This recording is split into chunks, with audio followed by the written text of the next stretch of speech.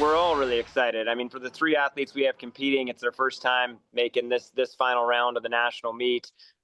So big step for them in their careers, and obviously big step for our program to have multiple athletes here for the first time in a number of years. The NCAA Track and Field Championships kick off in Eugene, Oregon tomorrow, and for the first time since 2021, Boise State is sending multiple athletes to Hayward Field. The Pat McCurry era is off to a pretty good start with a trio of qualifiers. Boise State junior Kaya Robertson qualified in the women's 1500 meter after placing 12th overall in the NCAA West Regional last weekend. Her personal best of 4 minutes 10.15 seconds from earlier in the season is currently the 22nd best time in the country. She's excited not only to be competing against the nation's best, but to also represent her teammates and her school on the big stage.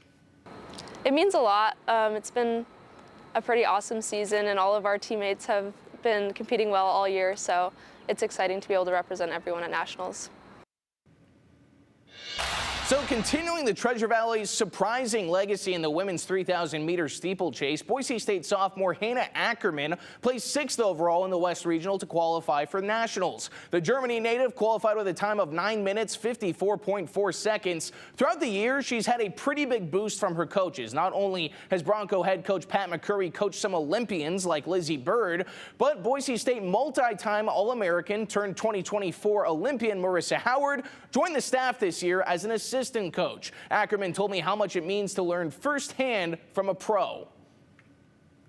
So she's the assistant coach this year, which is super fun. Like, she's going to our workouts and she's coaching us, and it's just great having someone like her being an Olympian and getting tips and tricks of hers, and super motivating. She's so chill, like she's not stressing about much, and like she's just believing in herself, and like I think she always teaches us that we have to believe in ourselves, but also in the coach and like what he tells us, and don't look at any other athlete in the country and just focus on the process ourselves.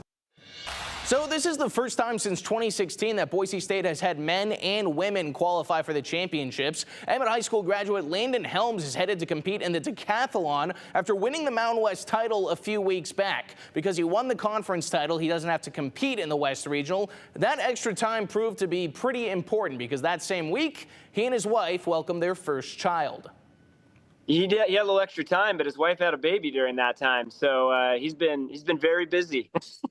Yeah, we were sweating it a little bit. His wife was due right around our conference championship weekend, and luckily Landon got through the meet, had a just epic performance, and then came home and had their first child a few days later. And he's been training hard and taking care of a baby, and whole family's coming over to Eugene, so it'll be a special opportunity for their whole family.